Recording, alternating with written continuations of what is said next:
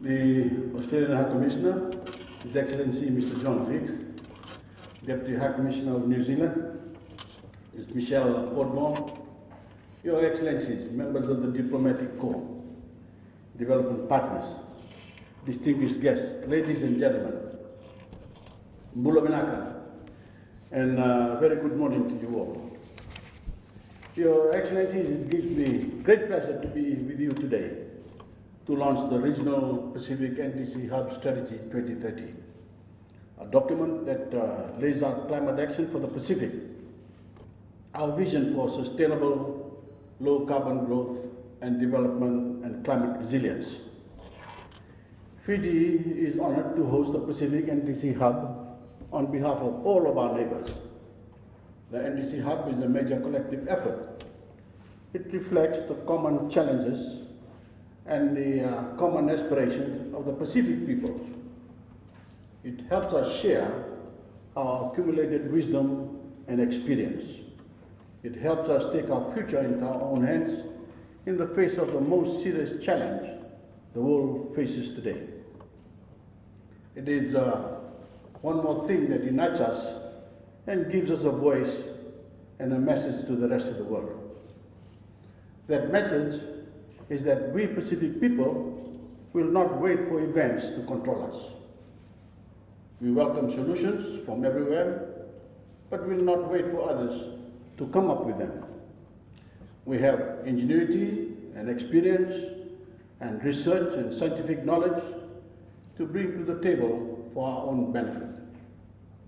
We of course have differences from time to time within the Pacific family, like all families. But in this, we are united by the very strongest bonds. We are bound together to ensure our common destiny and protect our common heritage. Even as small countries, we can accomplish much by uniting our efforts and combining our strength and never letting anything distract us from this existential threat we face together. We have known for a long time that we are nowhere close to putting the world on a pathway to keep global warming to 1.5 degrees by end of this century. It is a deeply troubling fact, but it cannot be a pretext for losing hope. On the contrary, we need a greater commitment by larger carbon emitters to reduce greenhouse gases. And we need to do more to mitigate and to adapt. I know that the impact of the combined efforts of all of us represented here will have a negligible effect on the global picture, but we still must do our part for our own good, and we still must lead by example. The large emitters are coming along slowly. We need to push them to do more and to do it quickly. Your Excellencies, the Pacific region has led from the beginning. We were all there in Paris, pushing for a goal of limiting warming to below 2 degrees Celsius. The launch of the Regional Pacific NDC Hub in 2017 at the COP23 Climate Conference was a historic moment for all of us.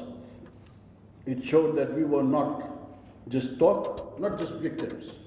It was a statement that that would take concrete, pragmatic collective action to fulfill our nationally determined climate pledges under the Paris Agreement.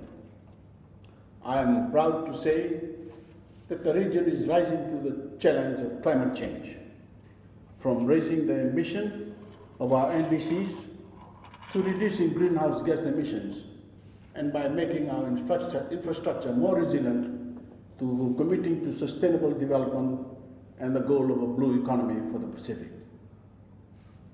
The more ambitious path that we are taking commits us to a faster transition to renewable energy, more efficient utilization of our forests and mangroves, nature's carbon capture, and a whole range of innovative mechanisms to achieve net zero emissions by 2050. This is not just to set an example. If the recent freighter wedged in the Suez Canal proves anything, it's that fossil fuels are not only filthy, they can be unreliable. Renewable energy offers autonomy and independence to Pacific countries, protecting us from disruptions and hikes in petrol prices and taking us from price takers to price makers in the energy marketplace. Strategy 2030 was developed through robust country consultations and truly embodies the broader development agenda for the Pacific Island countries. The NDC's Hub 2030 strategy reflects the urgency expressed in the Kainaki 2 Declaration for Urgent Climate Change Action now, and complements the forthcoming 2050 strategy for the Blue Pacific continent, which represents the ongoing commitment of the region to work together as one to develop long-term approaches to critical challenges such as climate change, sustainable development and security. Furthermore, it represents the region's effort to implement and achieve the 2030 Agenda for Sustainable Development and its Sustainable Development Goals. We have other strategies to guide us in this work. Of course, the Framework for Resilient Development in the Pacific Roadmap for Sustainable Development, and the Framework for Energy Security and Resilience in the Pacific 2021-2030, which is now in the planning stages. Strategy 2030 reflects the fact that climate action and sustainable development are inseparable. As we rebuild our economies from the effects of the global COVID-19 pandemic, climate investments present a unique opportunity for Pacific economies to build back better and ensure a green, blue, and inclusive recovery. This will require a bit of ingenuity on our part, of course, as we develop our policies. It will require us to assertively seek genuine partnerships that translate these policies into action. We will have to make our case, and we will have to listen, but we must seize this opportunity. Through the Strategy 2030, we are working as a region to transform our societies. We will have to change some of the ways to which we have become accustomed. In fact, everyone will have to change, not just us. We will have to revise our energy policies and adjust our economies to respect the hand that nature has dealt us. Today, Your Excellency, we ask our development partners to renew their commitment to the Pacific NDC Hub and stay with us for the long term as we implement our NDCs. This work is critical, and not just for us.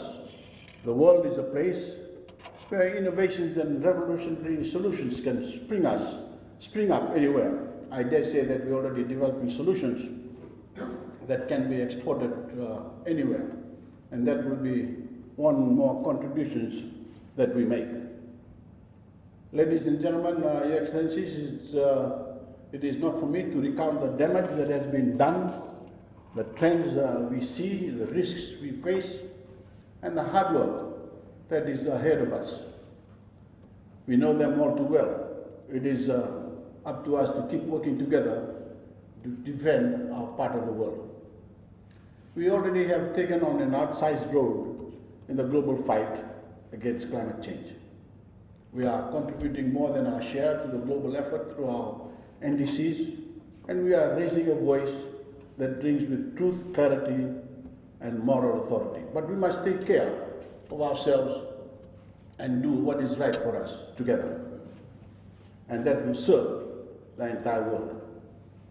I have spoken of partnerships, and so I want to speak a little more about our partners. I would like to thank the governments of Germany, Australia, and New Zealand, and the UK for providing seed funding for this regional initiative. The Pacific NDC Hub has been operational since 2018 and provided technical support to 14 Pacific Island countries to implement their NDCs. I also want to recognize the founding partners of the Pacific NDC Hub, including the German Society for International Cooperation, better known as GIZ. Please don't ask me to say the name in German. But, and also the Pacific Community, the Secretariat of the Pacific Regional Environment Program, the Global Green Growth Institute, the United Nations Development Program, and the International Renewable Energy Agency. Together, these organizations bring to the table a unique combination of technical expertise, knowledge, skills, and valuable fiscal presence to support the fulfillment of our NDCs in the Pacific region. They cover a very wide range of expertise, including in the critical area of gaining access to global public finance for climate action. We are in this together, and we are grateful to have you with us, now and in the future. It is now my pleasure to launch this strategy and start our journey to 2030. Thank you. God bless you all. Big smile.